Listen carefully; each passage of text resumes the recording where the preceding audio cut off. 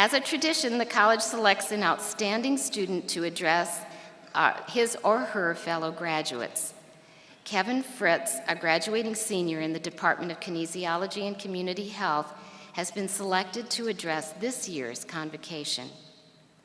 During his 4 years at Illinois, Kevin has been president of the Delta Sigma Omicron National Service Fraternity, senator and chairman of the Illinois Student Senate, director of the Illini Union Board, and he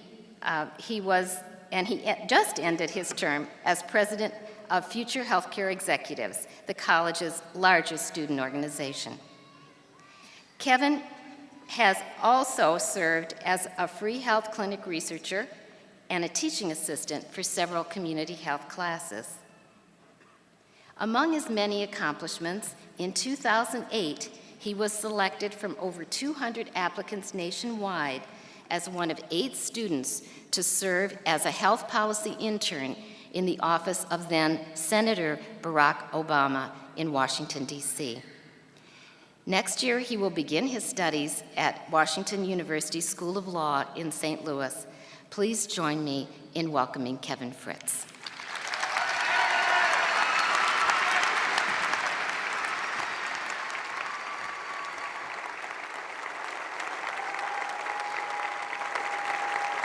Thank you. Thank you, Dean Gallagher. Faculty, family, friends, and fellow graduates, good morning. I am honored to address you today. On behalf of the graduating students of Applied Health Sciences, I would like to thank all the parents, spouses, families, and friends who encouraged and supported us as we worked towards our degrees. I would especially like to thank my family for their dedication to my cause. Mom, Dad, Kyle, I love you. Happy birthday, Dad.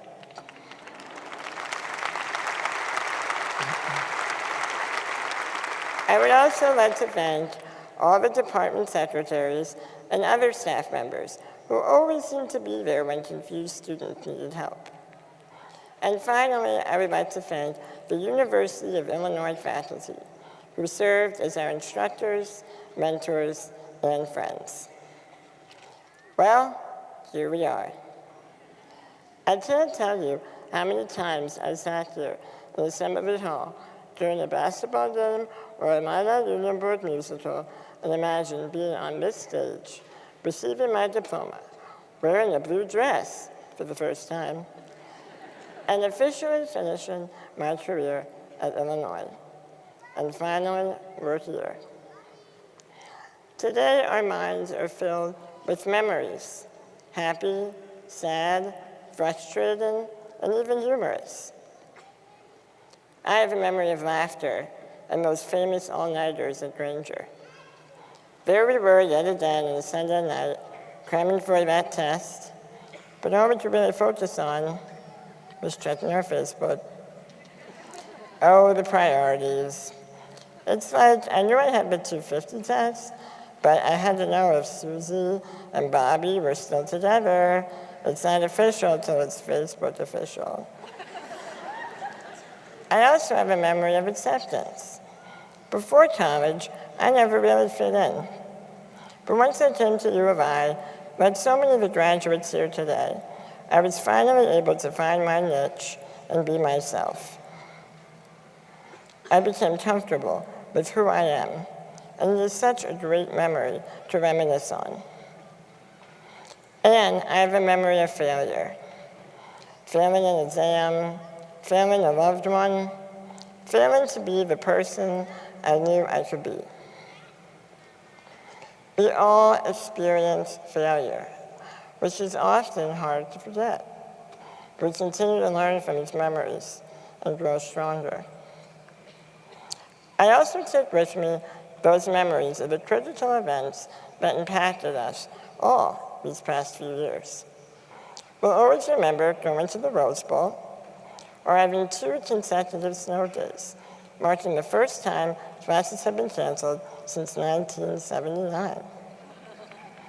Memories of the moment we witnessed the first African American to be sworn into presidency, or the massacres at Virginia Tech and Northern Illinois that stole our peers from us too soon. These moments and memories, some small, some grave, shaped experiences that we will treasure as we take on life with all its possibilities. So now, my fellow graduates, it is time for the next step.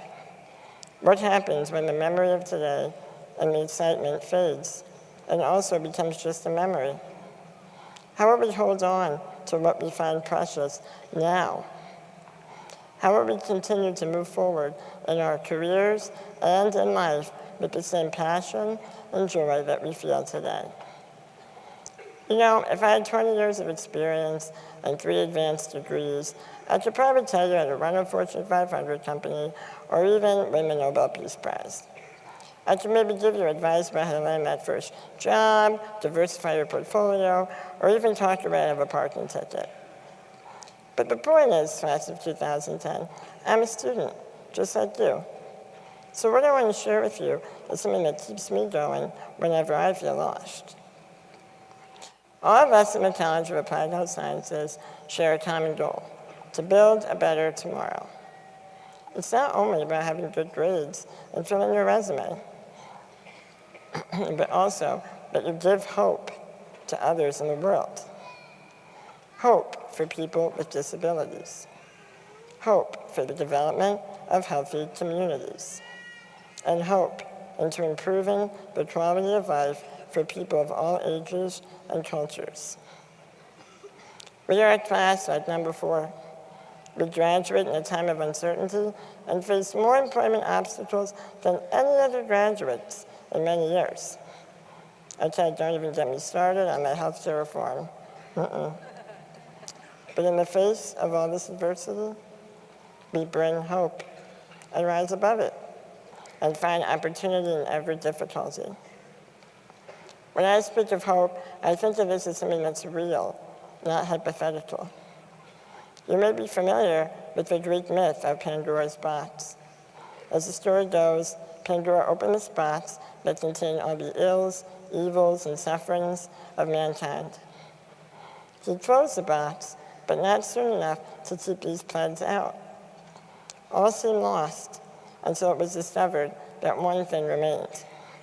That was hope. Fortunately, hope isn't such a small and powerless thing after all. It is perhaps the most important, empowering, and transforming thing in all the world. As Dean Gallagher mentioned, I work for that Obama character. He's also a big believer in hope, and I'd like to share something with you that he's fond of saying. Hope in the face of difficulty. Hope in the face of uncertainty. The audacity of hope. In the end, that is the greatest gift to us, the bedrock of this nation, a belief in things not seen, a belief that there are better days ahead. Class of 2010, while we breathe, we hope.